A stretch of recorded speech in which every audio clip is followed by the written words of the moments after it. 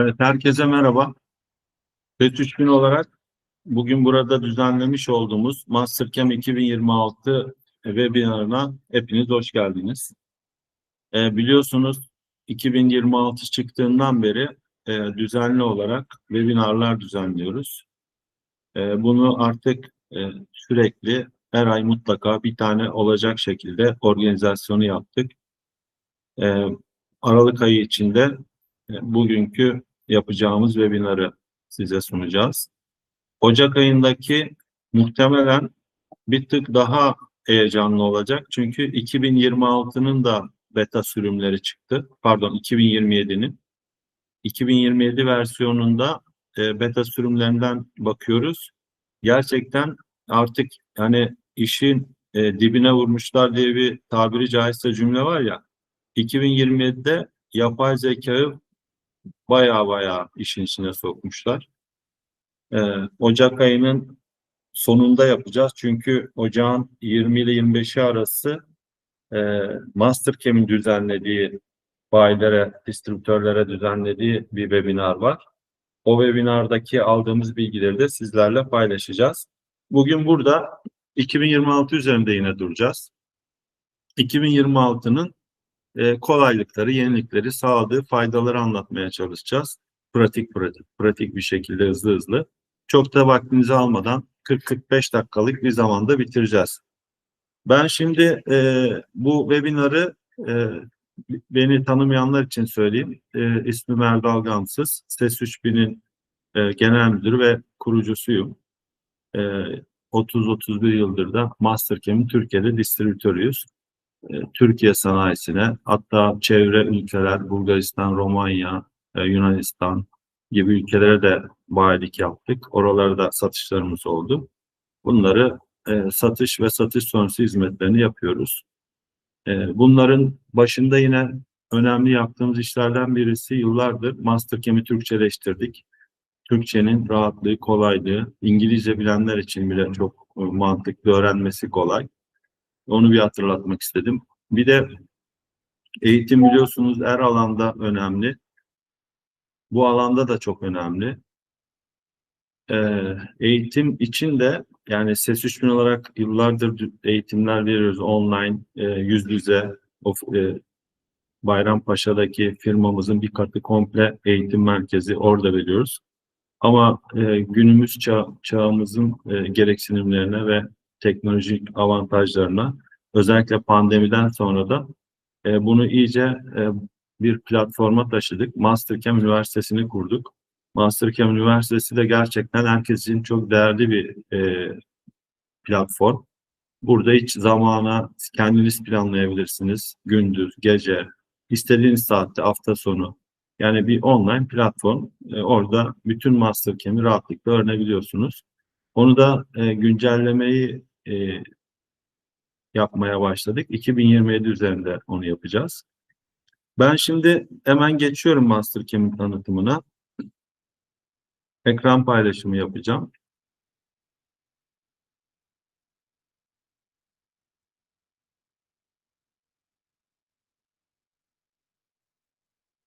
Evet. Şimdi Mastercam'in arayüzü ile ilgili size bir bilgi vermek istiyorum. Tabii birçoğunuz biliyorsunuz ama 2026'da gelen yenilikler üzerinden daha çok yapmak istiyorum. Bunu da anlatırken çok basit, yani basit gelecek ama konuyu anlamanız için basit yapıyorum. Basit bir çizim yapacağım. Bakın birinci güzellik şurada. Erişim burada düzlemleri oluşturmayı çok hemen buraya getirdiler. Çünkü iç içe birçok karmaşık işlerde hemen buradan erişip rahatlıkla düzlem oluşturabilirsiniz diye bir kolaylık sağladılar. En büyük kolaylıklardan birisi de katmanlar oldu. Katmanlara girdim bakın. Burada birinci katman boş. Tekrar buradan arttırabiliyorum. Bakın 2 yaptım, 3 yaptım. Böyle devam ettirebiliyorum. Şimdi birinci katmana ben bir tane tel kafes diyorum. Tel kafes oluşturuyorum. Buradan tel kafese geliyorum. Tel kafeste merkezi sabitledim. Geldim. Burada işte 120'ye 120'ye 60 bir 120'ye 60 bir dikdörtgen çiziyorum. Bakın bunu çizdim. Tel kafes burada bir numaraya geldi. Sonra bunu böyle döndürüyorum, bakın biliyorsunuz mouse'un orta tuşuna basarak. Ama bunun yanı sıra da bu küp de daha önceden de gelen bir küp. Bakın izometriye bastım. İzometrik gösterdi. Üste basıyorum. Üstü gösteriyor. Tekrar izometrik. Öne basıyorum. Önden gösteriyor. Bu şekilde gayet güzel bir kolaylık var burada da. Şimdi ikinciyi az önce oluşturmuştum. Şimdi oluşturabilirim ama hazır oluşmuş durumda. Bunu da katı diyorum. Yani katı bir modelleme yapacağım. Katı diyorum. Aktif değil bakın. Aktif olması için buna basmam lazım. Şu an katı aktif oldu. Katıya geldim. Burada bir katı blok oluşturacağım. Yukarı her iki yönde yapabiliyor. Yukarıya gitti bu. Bunun da önünü aşağı indirebilirim. 50 değil de mesela 30 milimetre veya buradan direkt seçerek de yapabiliyorum. Tıklayarak mouse'la. 30 milimetre bir katı oluşturdum. Okey. Katıyı yaptık. Şimdi delik diyelim. Delik 2D olsun. Delik 2D, buna bir tane tel kafesten yine bir delik oluşturuyorum ortaya. Seçtim. İşte 17'ymiş. 20 olsun yarıçapı. 40 oldu. Bunu da oluşturdum. Bakın delik 2D. Bir daha yapıyorum. Buraya da delik katı olsun. Katı delik yani. Bu da aktif. Şimdi katı deliği oluşturuyorum katılardan. Bunu seçtim. Tamam dedim. Boydan boya deldi. Buradan azaltıyorum. Mesela 15 olsun. Veya buradan da yazabiliyoruz tabii, biliyorsunuz. Bunu da kes diyorum. Kes deyince boşaltıyor. Evet, yaptı. Yani şimdi devam ediyorum. Bakın 2000 daha önceki versiyonlarda olmayan grup ekle. Yani grup, bunun adı delikler olsun. Yani birçok delik olduğunu düşünün. Bakın şu 2D deliği alıyorum, sürükleyip buraya getiriyorum. Katı deliği alıyorum, sürükleyip buraya getiriyorum. Yani grup grup, yani büyük bir montajlı parça olduğunu düşünün. Burayı klasör mantığıyla gruplandırabiliyorsunuz. Daha sonra gruptakini komple göster, diğerini gizle diyebiliyorsunuz. Bu da mesela güzel bir özellik oldu. Şimdi mesela bunu seçip hepsini kapa dedim. Bakın tek şey kaldı, tel kafes. Veya sonra buradan açabiliyorum. Katıyı açtım. İşte bunları açıyorum, bunları açıyorum. Veya hepsini kapatıyorum. Aktif olan kapanmıyor. Veya buradan hepsini açıyorum. Hepsini kapatıp hepsini açıyorum. Bir tek aktif olan kapanmıyor. Bu aktif olduğu için kapanmıyor. Bunu aktif yaptım. O kapandı. Burada yok. Çünkü onun çizimini buraya yapmışız galiba. Evet. Şimdi diğer güzel bir özellik. Takım yoluna geçtiğimiz zaman buradan makina ve makineyi seçiyoruz. Freze, torna vesaire. Varsayılan frezeyi seçelim. Freze'de şu kısım çok geliştirildi. Daha düzgün hale getirildi ki 2027 versiyonunda burada çok daha farklı şeyler göreceksiniz. Mesela malzeme ayarı dediğimiz kütük ayarını yapacağım. Kütük ayarı için şuradan bloğu seçiyorum. Geldim, üzerine tıkladım. Tamam dedim. Otomatik olarak zaten ölçüleri de yazdı. 120'ye 60 yapmıştık ya, derinliği de 30'du. Bakın onlar geldi. Bunu mesela üstünü frezeleyeceğiz ya. Bunu 32 yapalım. 32 milim pay verdim. Aşağı doğru bakın yapacak. Aşağı doğru uzattı. Tabii sıfır noktasını o zaman 2 milim yukarıya taşıyorum. Keserken yani simülasyonda işimize yarasın diye. Bu bloğu kütüğü de tanıtmış oldum. Şimdi yüzey silmeye geçiyorum. Bakın Mastercam'de direkt tamama basıyorum. Hiçbir şey yapmıyorum bakın. Seçtim. Sağ tuşa basıyorum. Yapay zeka başladı. Tamama, yüzeyi seçtiğim anda hiç geometri tanıtmama gerek kalmadı. Yani bunun zaten yüzeyini temizleyeceğini biliyor. Buradan da takımlara bakın, geçtiğim zaman sağ tuşla burada direkt face milling dediğimiz yüzey tarama kafaları geldi. 50'lik seçelim mesela. Tamam dedik. Bunları böyle üzerine basıp da ayrıca görebiliyoruz, biliyorsunuz. Onları şimdi zaman kaybetmeyelim. Tutucuyu buradan seçebiliyoruz, biliyorsunuz. Şu tutucu olsun. Parametre. Bakın bu sayfa da çok güzel yenilendi. Sadece bu sayfa değil, bütün CAM sayfaları yenilendi. Burada mesela tek yönlü diyor.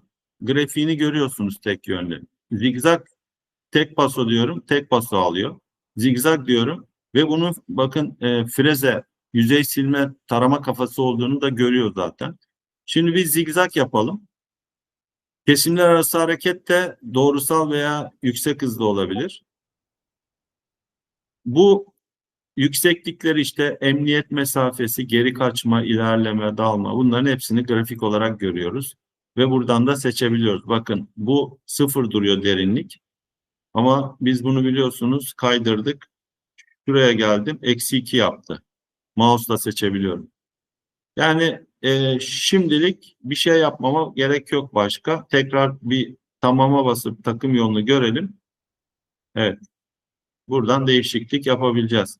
Bakın bu arada buna girince burada grafiklerden de oynayabiliyoruz. Mesela geri çekmeyi yukarı aldım. Bu otomatik olarak değişti. Görüyor musunuz? Bunu mesela tekrar giriyorum parametrik kesme parametrelerine. Zigzag yerine dynamic seçiyorum. Dinamik hareket yapıyor devamlı bu şekilde. Burada zeminde paso bıraktık. Bırakmayabiliriz. Kalsın. Tamam dedik. Evet. Şimdi çok hızlı devam ediyorum. Mesela bunun alın kısmını da frezeleyeceğim. Bakın sağ tuşa basıyorum. Basılı sürüklüyorum. Sonrasına kopyala diyorum. Buraya geliyorum. Burada hiçbir şeye dokunmuyorum. Sadece ve sadece düzlemlerden bir ön düzlemi seçiyorum. Ama diyeceksiniz ki nereden biliyorsunuz ön düzlemi? Okey, bilmiyorum. Buraya geliyorum işte. Bakın buraya. Katı yüzeyden düzlem belirle diyorum. Çünkü karmaşık geometrilerde böyle ön düzlem, üst düzlem, yan düzlem olmayabilir. Mouse'la tıklıyorum. Hemen bana koordinat sistemini yerleştirdi. Buraya da mesela ön yüzey diyorum. Ön yüzey düzlemi. Düzlemi yazmaya gerek yok ama yazalım hadi. Ön yüzey düzlemini tanıtmış oldum. Ne kadar pratik bakın. Buraya geliyorum şimdi parametrelere. Düzlemlere geliyorum. Buradan düzlemlere gittim. Ön yüzey düzlemini seçtim. Takım olarak da buralara da gösterdim. Hem telafisi için hem takım düzlemi için. OK'ye bastım. Ekrana bakın ne oluyor. Anında görüntü. Ve geldim simülasyon yapıyorum. Yani gerçekten çok pratik ve inanılmaz rahat. Yani sıfırdan hem CAD hem CAM biliyorsunuz yaptık. Bununla da kalmıyorsunuz. Şu an katı simülasyon yap diyorum. Katı simülasyon penceresine de girdim. Bu katı simülasyon penceresinde de çok güzel yenilikler var. Ee, Benden sonra Mustafa Bey devam ederken bundaki yenilikleri anlatacak. Ben şimdilik girmeyeyim. Biraz yavaşlattım. Bakın geldi, bildi, döndü. Görüyor musunuz? Yani özellikle böyle 4 eksen, 5 eksen karmaşık işlerde oldukça fazla kolaylık sağlıyor. Ee, Bunun yanı sıra menüleri anlattık. Buradaki yenilikleri anlattık. Yani birçok yenilik var aslında. Biliyorsunuz burada zaten eskiden de vardı. Sağ tarafta kolaylıklar. Evet. Şimdi ikinci konu, bu biraz basit bir konuydu ama kolaylıkları kullanmak adına da gösterdim. Sağ tuşta yine şeyler var. Yardımcı, hızlandırıcı komutlar, fonksiyonlar. Şimdi sağ tuşa basıyorum bakın. İzometrik böyleydi biliyorsunuz ilk açtığımızda. Bunun da sebebi burada bakıyorsunuz koordinat düzlemleri var. Bunu üstten seçersem takım düzlemi çok önemli seçip seçmemek. Bu VCS'yi de üstten seçersem izometriye bastığım anda bu düzelmiş oldu. Ama mesela takım düzlemi de üstte oldu, evet. Şimdi bizim bildiğimiz normal koordinat sistemine geçmiş oldu. Devam ediyorum. Bunu kaydedebiliriz veya hazır yeri gelmişken Fanuc'ta böyle bir posta çıkarmış olurum. Yani bu kadar yaptık. Bu yaptığımızın buradan hemen postunu alıyorsunuz. Kem yapmış olduk yani. CNC makinamız için gerekli olan kodları çıkardık. Diğer örneğe hemen geçiyorum. Diğer örnek kritik derinlikler. Burada Mastercam'in signature part dediği imza parçaları var. Bakın burada diyelim ki çok parça var, bilmiyorum. Search'ü var bunun da. Kritik diyorum. Hemen kritik depth geldi. Bu kritik derinlikler ne demek? Bakın burada geldim. Şu yüksekliğe bakarsak yükseklikler tam düz yerlerden geçmiyor. Şu düzlükten geçmiyor. İşte bunu tek tek manuel orayı işle, burayı işle, burayı düz işle yapılıyordu eskiden. Şimdi bu gerçekten çok acayip kolaylık sağlayan, özellikle böyle karmaşık parçaları işleyen veya kalıp işleyen firmalar için. E, Bunu mesela dinamik optimize kabada yapıyor bu arada. Böyle Waterline'da falan yapıyordu ama şu an konturlarda şu an dinamik optimize kabada yapıyor bunu. Bu kaba boşaltma parçası. Şimdi bunu buraya uydurmak istiyorum. Nasıl yapıyorum? Bu dursun. Sağ tuşa basıp kopyalıyorum. Yine sürükleyerek aşağıya basıyorum. Sonrasında kopyala dedi. Kopyaladı. Parametrelere gidiyorum. Bakın burada kesme parametrelerinde kritik derinlikler var. Kritik derinlikler aktif ettim. Sadece bu kadar yapmam yeterli aslında ama burada ayrıca da manuelle de ekleme yapabilirim veya düz yerleri otomatik kendin bul, kendin dahil et diyorum. Basıyorum. Şu an Kemi tekrar yapıyor. Tekrar sıfırdan hesaplamayı yapıyor. Düzlükleri de analiz ediyor ve buluyor. Bakın buldu. Şimdi tekrar buradan simülasyondan daha iyi görürüz şeyken.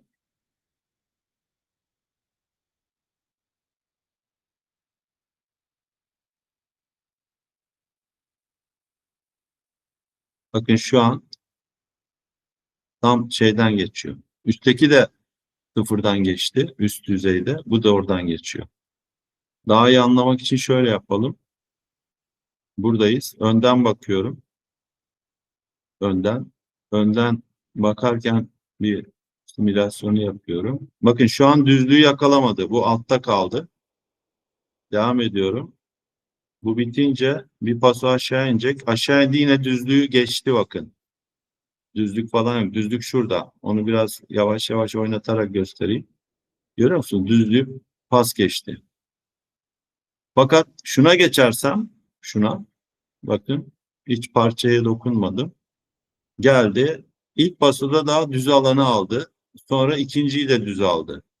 Bu arada tabii pasoları otomatik ayarlıyor ama bu kadar da derin girmek zorunda değiliz dediğiniz anda paso derinliklerine tabii ki oynayabiliyoruz. Mesela onlar nedir? Yanal pasoyu verebiliyoruz. Aşağı adımı verebiliyoruz. 10 milim vermişiz. Bunu 4 yaptığımızda diyelim bir daha basıyorum. Şu an hesaplıyor. Bu arada çoklu hesaplama, çoklu çekirdeği kullanabiliyor. Çok hızlı yaptı. Evet şimdi bakıyorum. Bakın geldi üstü işledi. Sonra düzlüğe gelmedi tabii. Pasomuz şey olduğu için 4 milim. Eskiden 10'du. 4 milim. Bu 4 milimi aldı. Şimdi düzlüğe denk getirecek. Yani tam bu koordinatlar şey olmak zorunda değil. Katsayıları eşit olmak zorunda değil. Bakın buraları 4 inerken sonuncuyu denk getirsin diye düzlüğe atıyorum 2 milim indi. Şu an bakmak lazım. Yani küsuratlı da olabilir yani. Buranın koordinatı derinliği atıyorum. İşte 15,75 olabilirdi. Biz de 5-5 paso verdik diyelim. 3 tane 5-5 alacaktı. Son paso 0,75 alacaktı. Veya 5-5 paso verdik. Derinliği de 17 diyelim. 5-5 alıp sonra 2 milim alacaktı. Yani bunu dikkat ettiyseniz aslında oturup böyle elle seç onu yap bunu yap yapmıyorum. Yani Mastercam'in işte 2026'nın avantajı bu. Parametreyi yapıyorum. Parametreyi kapattım bir daha bastım. Tabii şu an hesap şeyde 4 milime göre hesaplayacak. 4 milime göre hesaplayacak. Evet.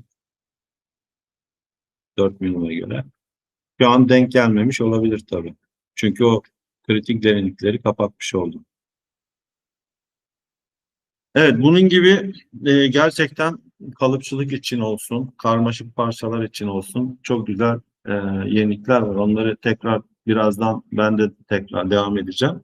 Ama şimdilik sözü e, P3000 Yazılım Teknik Müdürümüz Mustafa Çelik'e aktarıyorum. Mustafa da sizlere oldukça fazla CAM kısmında yeniler var. Milturn'de de var. Onları anlatacak. Evet, Ama sesim ben, geliyordu umarım Erdal evet, Bey. Merhabalar, tekrardan hoş geldiniz. Ee, Erdal Bey girişte bahsetti, bayağı arayüzü gösterdi size ama benim de aslında 2026'da önemli özelliklerden birkaç tanesini göstereceğim. Şimdi parçayı işliyoruz. Parça kısmını işte genel olarak aslında direkt stok ve iş parçası arasında gidiyoruz ama en önemli kısımlardan birisi de fikstürleme. Yani iş parçası tutma dediğimiz bölüm. Şimdi o bölümde fikstürümüzü ne kadar doğru tanımlarsak aslında CAM optimizasyonumuz o kadar iyi olacak. Burada da bağlantı parçaları bölümünden artık gruplayarak hepsini ayrı ayrı kullanıp bunları CAM içinde de otomatik seçeceğiz. Geçmişte biz ne yapıyorduk? Bunları kaçınma geometrisi olarak seçiyorduk. İşte buradaki parçamız ayrı, mengene çenemiz ayrı. Varsa bu şekilde kolon fikstürümüzü ayrı kullanıyorduk. Şimdi ne yapıyoruz? Şimdi bunları grup grup ayırıyoruz. Buradaki her yapacağımız bölge için operasyonel olarak seçebiliyoruz. Şimdi grup bölümü burada da farklı farklı. İşte e, mengene, birinci mengenemiz diyelim. Sonra tekrar bir grup ekleyip ikinci mengenemiz diyoruz. Bir grup daha ekliyorum. Üçlü bir fikstür olduğu için üçüncü mengene olarak ekledim. Şimdi üç mengenemiz için de ayrı ayrı fikstürler seçebiliriz. Bakın buradan işlemden seç deyip işte birinci grubumuz burası arkadaşlar.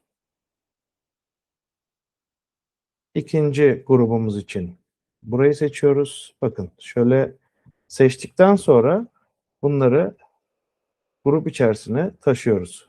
Bakın bu şekilde otomatik taşıdım. İkinci grubumuza gelelim. Buradan katmanlardan da seçebilirsiniz. Otomatik olarak tümünü. Burayı silelim. Ayrı ayrı da seçim yapabilirsiniz. Şimdi hızlıca bir seçim yapalım ve ne işe yarayacağını görelim. Önemli kısım burası aslında. Bakın burada çarpışmalarda kontrol edeceğimiz bölgeler buralar. Hızlıca bunu da alıyorum. Bu da ikinci mengenemiz. Hızlıca üçüncü fikstürümüzü de alalım ve ne işe yaradığını görelim. Bakın şu şekilde alıp parçaları içinden çıkartalım. Bakın üçüncü grubumuz da burası. Tabi burada çok fazla detay olduğu için bunu da üçüncü grup olarak bunun içerisine bağladık. Şimdi buradaki operasyonumuz bittikten sonra aslında bunu kullanımı kolaylaştırması için hızlandırıyoruz. Bakın komut içerisine girdiğimizde özellikle kaba operasyonlarda optimize kabaya girdiğimizde artık bakın burada bir seçiminiz var. Buradan grup olarak seçebilirsiniz işleyeceğiniz bölgeyi. İşte burada birinci mengene grubunu seçtiğiniz zaman kaba operasyon yapacaksanız buradan parçalarınızı da seçip otomatik işleme devam edebilirsiniz. Artık herhangi bir şekilde kaçınma geometrisi olarak vermenize gerek yok.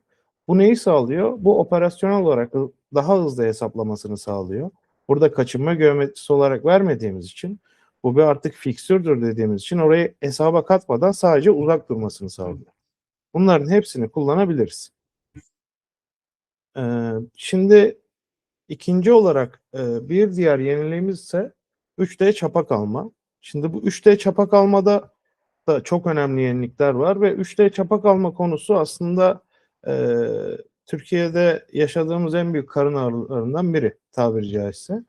Şimdi 3 eksenli çapak alma kısmı aslında sizin tesviyeye hiç girmeden parçanızı otomatik olarak imalattan çıkarabilmenizi sağlayacak bir komut. Bunu nasıl yapıyoruz? Şimdi burada 3D bölümünde bakın 3 eksenli çapak alma diye yeni bir komut eklendi.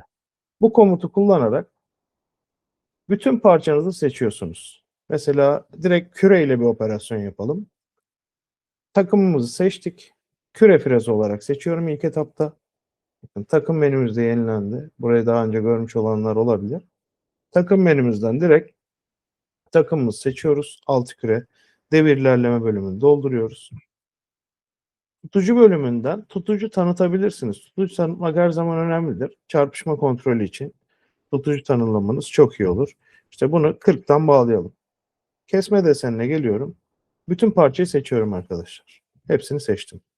Seçtikten sonra burada otomatik algıla diyerek hepsini de hesaplatabilirsiniz. Kullanıcı tanımlı diyerek istediğiniz bölgeleri de hesaplatabilirsiniz. Bakın buralar. Şuranın birleştiğini görüyorsunuz. Burada nasıl bir hareket yapacağını az sonra göreceğiz. Bu bölgeler. Bakın burayı işaretliyorum. Buraya da girmesi gerektiğini zannediyor olabiliriz bilmediğimiz için ama oraya girmeyecek. Ve hesaplatıyorum. 0,5 milimetre diyor. Biz bunu 0,3 milimetre olarak direkt olarak hesaplatalım. Şimdi üç eksenli Dibur'un aslında önemli gelişmelerinden biri. Şimdi 2025 versiyonunda da ilk çıktığı bir versiyonu vardı. Üç eksenli Dibur'un. Artık bunu pah takımıyla da yapabiliyor olması. Bakın arkadaşlar burada bu bölgede ben burayı da seçmiştim ama o orayı algıladığı için oraya dokunmuyor. Otomatik olarak sadece işleme bölgeleri. Mesela yapamadığımız kısım aslında şu. Siz bunu kontrol operasyonuyla yapmaya çalışıyorsunuz. Fakat buraya dalma gerçekleşiyor. Pah takımı veya küre frezeyle yapmaya çalışıyorsanız küre freze buraya dalıyor ve parçanızı bozuyor. Buradaki en önemli özellik parçanıza hiçbir şekilde zarar vermeden bunu işleyebilmesi.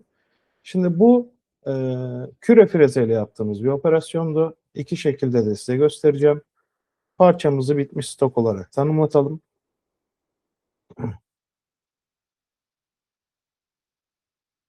Şurada toleransımızı biraz yükseltelim. Hı hı. Şimdi hızlıca bir küreyle yaptığımız simülasyonu görelim. Ardından size bunu pah takımıyla da 3 boyutlu olarak yapacak. Bakın önemli olan kısmı biraz burası. 3 boyutlu olarak pah takımıyla da nasıl çapak aldığımızı gösterelim.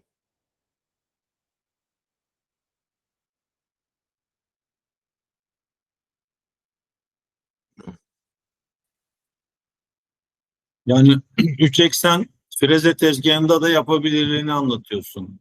Evet, Yani 5 eksen makineye gerek yok.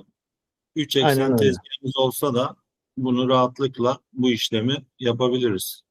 Evet. Yani o imkansız bahsettiğimiz geometrilerin hepsini 3 eksende de çapağını alabiliyoruz. Yani illa 5 eksene çapak almak için özellikle 5 eksene gitmesine gerek yok. Bakın şu şekilde hesaplatalım, izleyelim.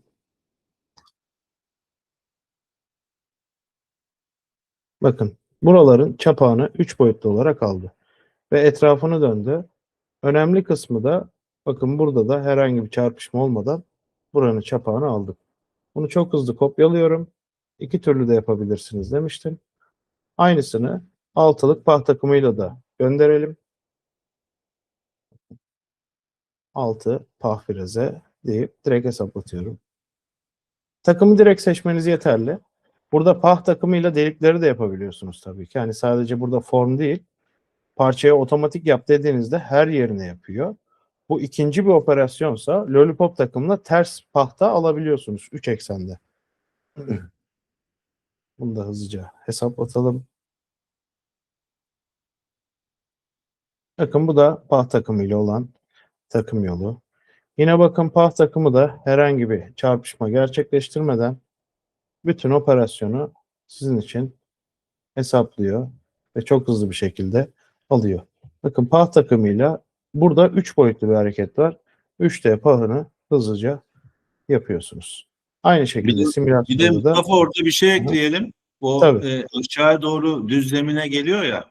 Evet. Düzlemine gelirken tam düzlemine girme yapmıyor yani bozmasın diye. O takımın çapından ve açısından otomatik olarak hesaplıyor.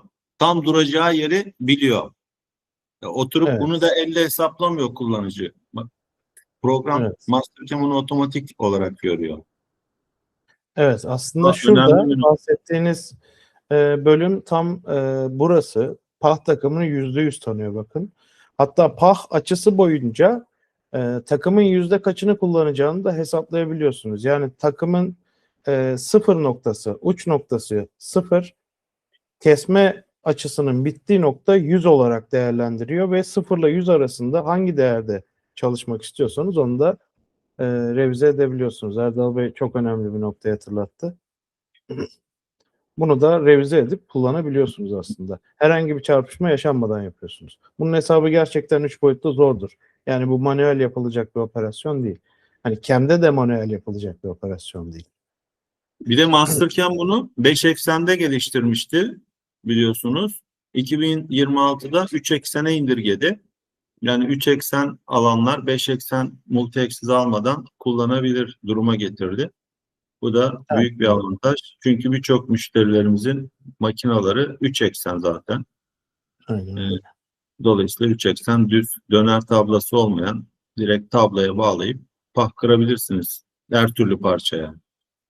Aynen öyle. Yani burada bu işin çok fazla uzman olmaya ihtiyaç yok. Hele ki çapa kalmadı. Yani burada bütün her şeyi yazılım kendisi hallediyor diyebiliriz. Üç eksenli çapa kalmadan sonra bir sonraki geliştirmemiz simülasyon yenilikleri. Şimdi simülasyon tarafı kemi yaptık. Her şeyi hallettik. Ama ne çıkacak? Yani bu parçayı biz işledikten sonra çıkacak olan yüzeyler nasıl olacak dediğimiz kısım önemli bir kısım. Çünkü burada CAM'de bunu daha öncesinden yani işlemeden önce bunu görebilirseniz ne kadar paso vereceğinizi optimize edebilirsiniz. Örneğin bunu kalıp tarafında çok ihtiyaçtır bu. Çünkü yüzey almak için %5 pasoya düşürdüğü bir bölge belki de %8 pasoyla %9 pasoyla aynı yüzeyi yakalayacak ve onu yani %20 daha hızlandıracak, %30 daha hızlandıracak demektir bu. Mastercam tarafında da bizim simülasyonumuz gerçekten çok iyi. Burada gördüğünüz yüzeyi neredeyse birebir olarak tezgahta görürsünüz. Burada aldığınız yüzey birebir olarak sizin karşınıza çıkar. Hele ki 3 boyutlu operasyonlarda, 5 eksenli operasyonlarda bunu birebir görürsünüz. Zaten düzlemsel yüzeyler için ekstra bir yüzeye ihtiyacımız tabii ki de yok. Yani o da ne olduğu çok önemli değil. Düz bir yüzeyde alacağınız yüzey her zaman bellidir ama 3 boyutlu bir yüzeyde nasıl bir yüzey kalitesi elde edeceğiniz önemli. Burada takım temas noktaları eklendi. Bakın simülasyon çalışırken bir yandan anlatıyorum. O da işlediğini görelim. Bakın takım temas noktasını aktif ettiğinizde takımın temas bölgelerini görebiliyorsunuz. İş parçasını gizleyip açabiliyoruz bakın bu şekilde. Bunlar daha önce de vardı. Ama burada doğrulama bölümünde e, daha farklı geliştirmeler oldu. Akıllı ölçüm 2025 versiyonu kullananlar görebilir ama burada ayrıntılar dediğimiz etiket görünümünde bütün değerleri de alabiliyorsunuz. Bakın şu an çalışırken şöyle simülasyonu bir durduralım. Bakın burada simülasyon üstünden ölçü almak gerçekten zordur. Hani herhangi bir CAM programında karşınıza çıkabilecek bir şey değil. Bakın buranın işlendikten sonra ne değerde olduğunu, R2.998 olacağını ve bütün pozisyonunu, sapmasını dahi görebiliyorsunuz. Burada hangi takım çalıştı, hangi operasyonlarda çarpışma olup olmadığını etiketleme olarak görebiliyorsunuz. Bu da neyi sağlıyor? Aslında herhangi bir ölçü alacağınız zaman, bu genelde formlu malzemelerde çok işinize yarayacak şeylerdir. Bıraktığınız kaba stokta veya dışarıdan aldığınız bir stokta. Bakın mesafe cinsinden bunun mesafesini ölçebilirsiniz. Çapını ölçebilirsiniz. Konumunu ölçebilirsiniz. Yani işlediğiniz model üzerinden alıyorsunuz bunu. 3 boyutlu kabalarda nerede ne kaldığını öğrenmek için, merdiven basamağının ne kadar olduğunu öğrenmek için otomatik olarak görebilirsiniz. 5 eksen tarafında çok fazla kullanılır. Çok tercih edilen bir şeydir bu arada. Açısını, noktasını, her bölgesini otomatik olarak ölçebiliyorsunuz. Zaten bunu normalde ölçüyordunuz stoktan. Ama bu şekilde etiket görünümüyle daha detaylandırabiliyorsunuz. Bunun dışında e, dosya bölümünden şunu da gösterelim. Grafik bölümünde grafiklerde artık reflekt etkisi yani parlaklık etkisi, doku yansıtıcılığı ekleyebiliyoruz. Yani metal görünüm verebiliyoruz bu arada. Bu şekilde metal görünümü ekleyebilirsiniz. Şöyle tamam diyelim. Pardon. Metal görünümü ekleyebiliyorsunuz. Parlaklık görünümü oluyor aslında bu. Bunu da doğrula bölümünden şöyle kenarları kapatalım. Bu şekilde reflektör olarak görebiliyorsunuz. Aslında şöyle göstereyim size. Burada da aynı şeyi yapabiliyorduk. Bunu simülasyona taşıdım Mastercam. Bakın burada malzeme görünümü diye bir şey var. Buradan malzeme görünümü alabiliyorsunuz. Bu görünüm artık simülasyonda da var. Kullanabiliyoruz. Şimdi bir sonraki yeniliğimiz Rotary Advance, yani 4 eksen frezeleme yenilikleri. 4 eksen frezelemede şu tarz parçalarda çok gelişmiş bir komutumuz var biliyorsunuz. Döner gelişmiş komutu. Döner gelişmiş stoğu verip parçam stok bu, işlenecek parçamız bu, takımımız bu diye adlandırdığımız çok basit bir arayüzde hesaplayarak çok profesyonel bir takım yolu alıyorsunuz. Otomatik kaba işleme diyebiliriz bunun adına aslında. Bakın burada stoğumuzu belirtiyorum. Bakın katı stok da seçebiliyoruz. Burada katmanlara gizlemiştik stoğumuzu. Bakın buradan sadece kalan bölge olarak burayı seçtik. Komple parçayı da seçebilirsiniz. İşleyeceğimiz bölge bu. Kaba işleme yapacağız. 1 milim 1 milim çapta gireceğiz. Minimum mesafemiz %70. Uyarlamalı derinlik adımı aktif olduğu için. Yani verdiğimiz pasonun %70'ine kadar uyarlamalı derinlik adımları oluştur diyoruz. Parçanın mesafelerine uy. Yanal adımımız 1 milimetre. Ek kesimler oluştur tikinde tıklayıp devam ediyorum. Bakın parçamı seçtim. Burada parça seçili. Parçayı seçip buradan yönümüzü veriyoruz. Parça merkezi, yön, dönme merkezi olarak da geçer. Yönümüzü veriyoruz. Buradan eksen olarak sınırlayabiliriz veya çap, açı olarak radyal sınırlama verebiliriz. Veya sadece şu bölgeyi işle dediğimiz kapsama sınırı verebiliriz bakın. Sadece burayı işle dediğimiz sınırı da verebiliriz. Sınır verip verelim hatta. Ya da kapsama, yani seçtiğim alanın kalan bölgelerini işle. Seçimi ters çevir dediğimiz bir metot da olur. Yani bu hem işlesin dediğimiz bir bölge olabilir, hem de burayı işleme, diğer her yeri işle dediğimiz bir bölge olabilir. Bu şekilde hesaplatıyoruz ama bunun dışında önemli bir özellik daha var. Koni açısı. Burada işleme açısı verebiliyoruz arkadaşlar. Verdiğimiz işleme açısına göre, yani buradaki takım yönünü açı değeri olarak veriyoruz ve bunu açılı olarak kestiriyoruz. Yine 4 eksen mantığıyla çalışıyor. 5. eksen, 5 eksenli makinelerde bu çalışır. Hatta şöyle bazı açılı kafa dediğimiz kafa metotlarında da bu çalışır. Yani kafaya açı verirsiniz ve 4 eksen kesmeye devam edersiniz. Bu mantıkta çalıştırabiliyoruz. Burası posta yönetilir bu arada. 4 eksen açılı kafalarda, ama 5 eksenlerde direkt eksen olarak burayı tanır. Filtreleme dediğimiz bir yenilik geldi. Burada açık ve kapalı konturları filtreleyebiliyoruz. Yani minimum kesim mesafesi gibi filtrelemeler ekliyoruz. En önemli özelliklerden biri de kapalı konturlarda ve açık konturlarda giriş çıkış. Giriş ve çıkış ekleyip buradan ne kadar giriş çıkış yapması gerektiğini verebiliyoruz. Mesela takım çapının %200'ü kadar demiş. Takım çapının %50'si kadar giriş ve çıkış hareketi yapsın deyip hesaplatalım. Stoğumuzu da gizleyelim. Bakın. Sadece bu bölgeyi işledi ve takım çapının yarısı kadar giriş çıkış hareketi yaptı. Her operasyonda da, yani her pasoda da bu işlemi yaptı. Bu da önemli özelliklerden birisi. Mesela şunu da göstermiş olayım size son olarak. Yani bu gösterdiğim şeyler operasyonel olarak gerçekten zordur ve bunları Mastercam kendi bünyesinde geliştiriyor. Bakın, kapsama alanının dışını, yani zincirin tam tersini işlediyoruz. İşleme, sadece burayı işleme dediğimiz bir bölge oluşturdum. Bakın, seçtiğim stoktaki bölgelerin hepsini işliyor ve burayı işlemiyor. Bu da önemli detaylardan biri. Çünkü bunları 4 eksende gerçekten yapmak zordur. Finish'te de aynı metodu kullanabiliriz.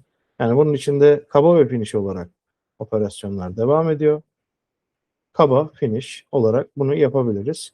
Bu arada bizim finish'imiz duvarlarda optimize edilmiş yanal adım. Yani duvarlarda ve zeminlerde finish yanal adım olarak düşürebiliyorsunuz. Bakın silindirik veya konik yüzeyler, zeminler duvarlar için optimize edilmiş yanal adım. Böyle radiüslü biten, konik biten duvarları da otomatik hesap yaptırabiliyorsunuz. Rotary Advance tarafındaki yeniliğimiz de bu şekilde.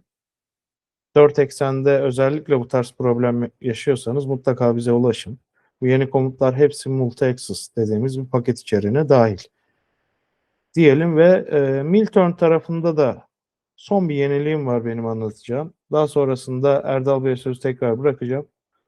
Milturn tarafında biliyorsunuz torna freze tarafı Mastercam'in en güçlü olduğu noktalardan biridir. Bizim torna frezede yani Milturn dediğimiz bakın bu Mastercam'in kendi tasarladığı bir makine modeli aslında.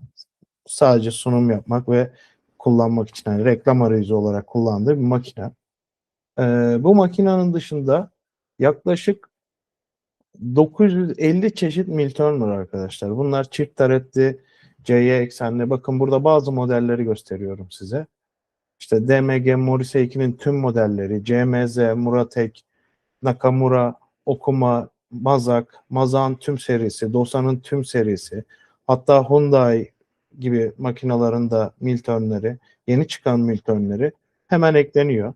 Buraya yeni çıkan Milturn'ler çok hızlı bir şekilde adapte olup testleri yapılıp Mastercam'e teslim ediliyor. Mastercam de bizlerle paylaşıyor. Mesela şöyle bir makine göstereyim çok hızlı size ve devam edeceğiz. Yeniliği göstereceğim. Yani Mastercam Milturn tarafında ne kadar fazla detay olduğunu gösterebilmek için yapıyorum bunu. Yani dünyada gerçekten Milturn konusunda bu kadar kapsamlı kütüphanesi olan tek programı diyebiliriz bu konuda. Bakın hızlıca makine simülasyonu yüklendi. Size göstereceğim. Bakın. 3 taretli bir makine. Hazır simülasyonu var arkadaşlar elimizde. Bu birebir bir simülasyondur. Yani Murat Ek bu makineyi nasıl ürettiyse bu makinenin birebiridir bu. Bu şekilde dediğim gibi 900 çeşit makinemiz var. Bunların 5 eksenli olan versiyonları da var. Şimdi devam edelim. Yeniliğimiz, Milturn'daki yeniliğimiz e, öncelikle frezeleme kısmında klasik dediğimiz komutlar aslında 3 eksen eski kullanıcılarımızın çok fazla hakim olacağı yüzey finish dediğimiz işte akış çizgisi, kontür komutları Milturn tarafında aktif değildi. Çünkü Milturn tarafı bildiğiniz gibi multi-axis testi yani multi-axis'ta daha çok kullanılan makineler olduğu için bunlar aktif değildi. Mastercam bunları ekledi ve takım yolu dönüştürme eklendi. Otomatik takım yolu dönüştürme. Burada takım yolu dönüştürürken herhangi bir hesap yapmazsınız veya işleme yüzeyinizi seçerken herhangi bir hesap yapmazsınız. Bakın akış çizgileri dedim. Akış çizgilerinde akış çizgisi yönünü bakın otomatik algıladı. Okeyledim. Burada takım yolu ayar, düzlem dönüşü deyip buradan mil orijinini koru diyelim. Tab'da kullanalım bunu. Düzlem dönüşü yapacak. Finish akış çizgisi. Bakın otomatik hesapladık. Bu komutlar yoktu. Bunları ekledik. Asıl önemli yeniliğimiz bizim Milturn'de A ekseni kontur tornalama. Bunu tekrardan göstermek istiyorum. Bu gerçekten önemli bir özellik. Şöyle üstten bakalım. Burada bakın tornalayacağımız bir bölge var. Finish atacağız buraya. Buraya finish atarken burada hazır kütüphanemiz var. Sandvik kütüphanemiz. Y ekseni takımlarını görüyorsunuz burada. Bunların hepsi Y ekseniyle tornalama yapılabilen takımlar. Aynı şekilde mesela bu takımı kullanabiliriz. Bunu kullanalım. Sandvik C6 Prime Turning. Devam ediyorum. Bakın burada ekstra bir şey yapmadan direkt olarak hesaplayabilirsiniz. Mastercam burada tornalama yaparken A ekseni tornalamada otomatik hesaplayacak. Çok pardon. Stok sınırlarımızla alakalı bir soru gösterdi. Size diğer takımla yapalım. Şimdi stok torna biliyorsanız yani daha önce torna paketimizi kullandıysanız bilirsiniz. Tornada stok tanımlaması olmazsa bu şekilde hatalar alabilirsiniz. Evet. Tekrar hesaplatalım. Bakın şu an hesapladı. Şimdi stok optimizasyonu kapattık aslında. Stoğa bağlı çalışma dedik. Bakın B ekseni yani A ekseni spindle açısına göre tornalama. Bakın burada işleme açısını en optimize olacağı şekilde kendisi sabitledi ve tornalamayı yaptı. Ama biz burayı simultane işlemesini istiyoruz. Yani burada sabit olmasın bu dediğimizde bakın değiştirilmiş deyip buradan açılarını değiştirebiliyoruz. Takımın girişi ters olsun. Yani diğer köşesini kullanarak girsin takımın ve buradaki bitişi de bu şekilde dönsün. Şöyle çarpışma olmayacağı şekilde dönsün deyip hesaplatıyorum. Onayladım. Tekrar hesaplattığımda simülasyonda göreceksiniz. Bu gerçekten zor bir operasyondur. Yani hesaplaması özellikle postprosesör tarafı makinenin bunu desteklemesi zordur. Yani 5 eksenli tornalarda neredeyse en dolu makinalarında olacak bir özellik bu. Spindle'ın da açı alabilmesi. Bakın. Spindle açısını yatırarak parçayı işletebiliyorsunuz. Çok hızlı bir şekilde. Bu da önemli yeniliklerimizden biriydi. Milturn tarafında ya B ekseni vardı. B ekseninin üzerine aslında A ekseni tornalama geldi. Benim sunacağım yenilikler buraya kadardı. Yani izlediğiniz için bu arada çok teşekkür ederim. Erdal Bey'e sözü devredeceğim şimdi tekrardan. Şu an görüyorum. Evet. Evet, Mustafa'ya çok teşekkür ediyoruz.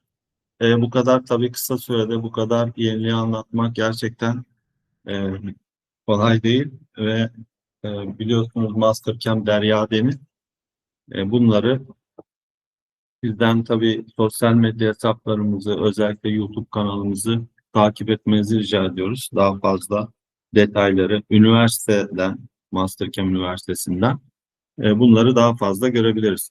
Şimdi ben size e, bir iki konu daha anlatmak istiyorum. Çok pratik, faydalı olduğunu düşündüğümüz ve geri bildirim aldığım, müşterilerimizden çok fazla geri bildirim aldık. Takım maliyetlerinin oldukça fazla fark ettiği, azaldığı, takım aşınmalarının azaldığını söylüyorlar. Çünkü bunları daha önceden manuel yapılıyordu. O da biliyorsunuz biraz her şey hızlı olduğu için, çabuk geliştiği için, hep yetiştirme sorunu olduğu için hadi geçelim geçelim diyorsun. 3 kere 5 kere bu 50 kere olduğu zaman da günün sonunda bir yıl boyunca acayip bir ekstra takım maliyeti çıkıyor. İşte bunu azaltan güzel bir konu. Bunun tabii kemini önce bir katmanlardan şöyle erisel giriş. Bu grafik olarak çizilmiş. Onu bir kapattım. Bunu hemen izleyelim. Bu arada tekrar yapay zekayı da hatırlamış oluruz. Yüzey temizle diyorum. Hiçbir şey seçmeden tamama bastım. Geldim. Buradan Face Me'yi seçtim takımı. Tutucuyu seçebiliriz. Bir tanesini rastgele olabilir. Sorun değil. Parametreleri bakın grafikseldi. Bunları tekrar tek veya işte zigzag, high speed zigzag veya dinamik seçeyim direkt. Dinamik dedim. Bağlantı yerini geliyorum. İşte şuraya kadar olanı Z'de seç diyorum. 0.25. Tamam'a bastım. Hemen oluşturdu. Bir simülasyon yapalım. Bakın yüzey temizleme takım yolunu hemen yaptık. Yüzeyi temizledik. Şimdi içini boşaltalım. Yine buradan dinamik frezelemeye gidiyorum. İçini boşaltmaya gidiyorum. Bakın akıllı yani ne yapacağımı önüme direkt getiriyor menüleri. Bunu mesela doğru seçtiğimi zincir ön izleme yap diyorum. Bakın printer ön izlemesi gibi. Zincir ön izleme yapıyorum. Tamamsa bu okey'e bastık. Sonra buradan takım alıyorum. İşte 0,5 takım olsun bu inç olduğu için. Tutucuyu yine buradan seçiyoruz. Önemli değil. E, Burada zigzag, eş yönlü, ters falan. Burada pasoları giriyoruz. Pasoyu biraz büyütelim. %50 diyelim bunları. Burada giriş var. Buna geçiyorum. Birazdan döneceğim. Bu kadar yani. Tamama basıyorum. Hemen burayı yaptı. Şimdi bu ikisinin simülasyonunu yapıyorum.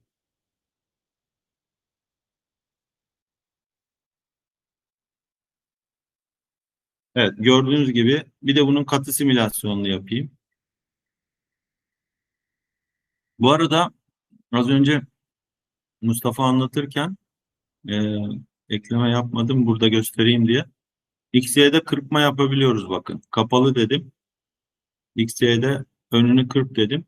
Kırpmanın şu faydası olacak. Direkt buraya girdiğimizde görmüş olacağız detayı. Evet. Şimdi bu elisel girdi ama konik elisel girmedi. Düz elisel girdi. Bu da güzel bir şey bu arada. Birden girmektense. Ama bir de dışarıdan geniş girip aşağı veya dar girip aşağı doğru açılırsa tabii bambaşka bir avantaj oluyor. Onu nasıl yapıyoruz? Bakın buraya giriyoruz. Giriş hareketlerini konik elezon yap diyorum. Dalma açısı, açıyı da biraz büyütelim, 5 diyelim. Şu açı 5 derece 5 derece. Eğim açısı yani. Her bir sarmanın eğim açısı. Bakın bu yukarıdan aşağı doğru girdi. Tabii tersi oldu. Onu değiştirmemiz lazım. Bu tarzda da tabii olabilir. Bakın katıya tekrar girdim. Yani bir parametreyi değiştirerek konik girişi organize etmiş oluyoruz. Yani burada şu avantajı var aslında. Onu yavaş yavaş yapalım.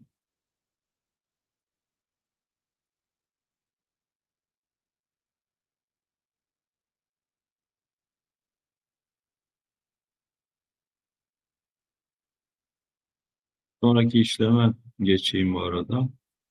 Evet, şimdi ona giriyorum.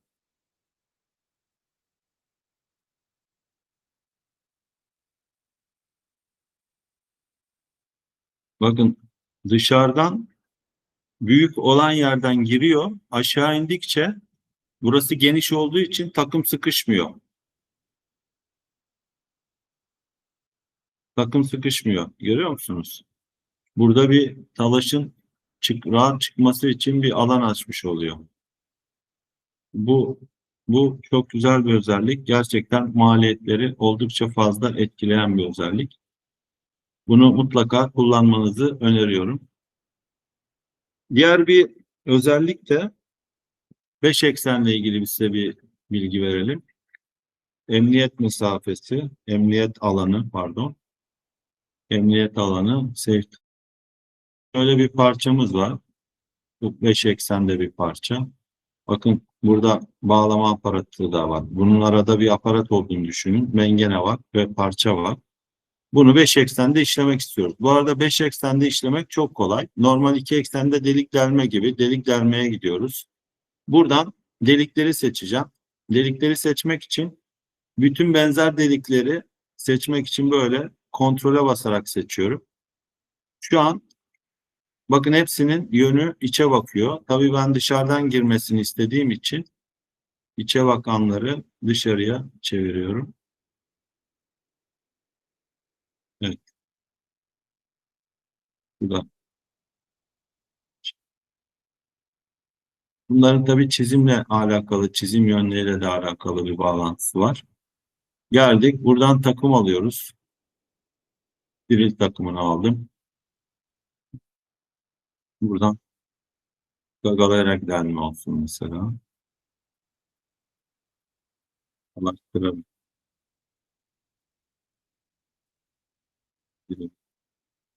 3 eksen değil de 5 eksen olsun. Şimdilik tamam diyorum. Bakın geçiş işlemlerini tabii ki bir şey belirtmediğim için hatalı yaptı. Görüyor musunuz? Şimdi burada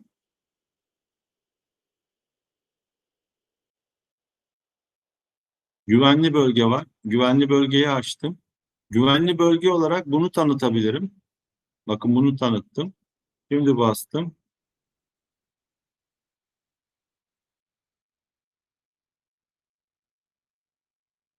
Bu durumda bu fikstüre veya mengeneye çarpabilir. Onu da dikkate al diyorum. Geldim güvenli bölgeye. Hepsini seçiyorum. Yönetim. Güvenli bölge. Manuel seç diyorum. Hepsini seçtim. Bakın hepsini bu sefer güvenli bölge olarak gördü. Tamam'a basıyorum. Şu an kesinlikle bu mengene veya aparat varsa onlara herhangi bir çarpma yapmayacak. Evet,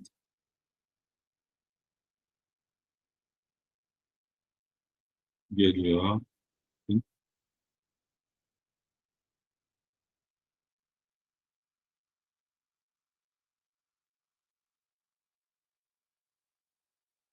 Bir de bu güvenli bölgenin farklı varyasyonları var. Ne demek istiyorum? Mesela uzunluğu en aza indir, mesafeden kazanmak için veya açıyı en aza indir. Açıyı da en aza indir diye özellik var. Şu an çok fazla açı yapmadan olayı halletmeye çalışıyor. Dönüşleri azaltıyor yani. Dönüş hareketlerini azaltıyor. Diğerinde mesafeyi azaltıyor. Birinde dönüşleri hareket azaltıyor. Yani şunu demek istiyorum. Sizin dönüşle ilgili bir rigidlik probleminiz varsa ki olabilir. Ağır parçalarda döndürmek kritik oluyor. Veya makinenin dönüş mekaniğine çok güvenmiyorsunuz. Eski makinedir. Minimum döndürerek yapmak istiyorum dediğinizde o zaman bu açıyı en aza indirerek döndürüyor. Veya diyorsun ki makinem çok iyi, bana önemli olan uzunluğu yani çabuk yoldan yapsın, çok dolanmadan yapsın diyorsun. Bu da kısa yoldan hesaplama yapıyor. Bu da 5 eksende emniyet alanı tanıtılması ve kullanılması özelliği. Aynı zamanda delik delmeyi de görmüş olduk. Sanki iki eksende delik deliyoruz gibi aslında. Bütün numara buradaki parametrelerde. Orada da güvenli bölge. Tabii burada 5 ekseni seçiyoruz. Bu da önemli. 5 eksen delmeyi. Bu o olayı değiştiren bir özellik zaten. Şimdilik anlatacaklarımız bu kadar. Paylaşımı da durdurayım. Evet. Anlatacaklarımız şimdilik bu kadar. Daha girişte de size belirttiğim gibi her ay devam edeceğiz bu webinarlara.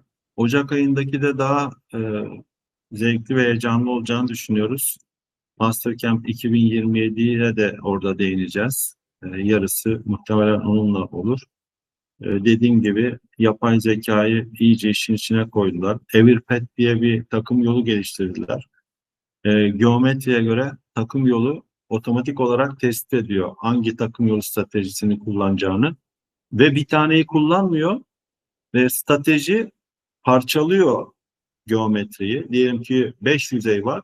O 5 yüzeyin işte ikisinde eşit paso kullanıyor.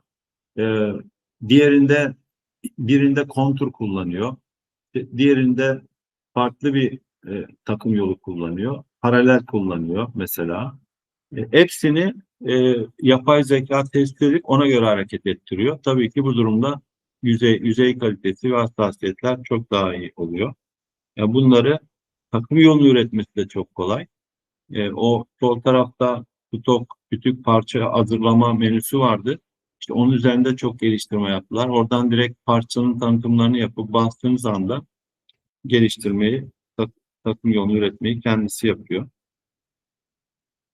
Katıldığınız için hepinize ayrı ayrı teşekkür ediyoruz. Bir saat de oldu bu arada, hiç farkında olmadan. Ee, sizlerden ricamız Ses 3000'in bütün sosyal medya hesaplarını takip etmenizi rica ediyoruz. Burada güzel e, özellikler, güzel videolar, güzel bilgiler paylaşıyoruz. Bu arada Ses 3000'in bir aplikasyonu var yine. O aplikasyonda da çok pratik bilgiler var. Oraya da son zamanlarda oldukça fazla teknik bilgi yüklemeye başladık. E, Apple Store'dan indirebilirsiniz Ses 3000 CNC diye.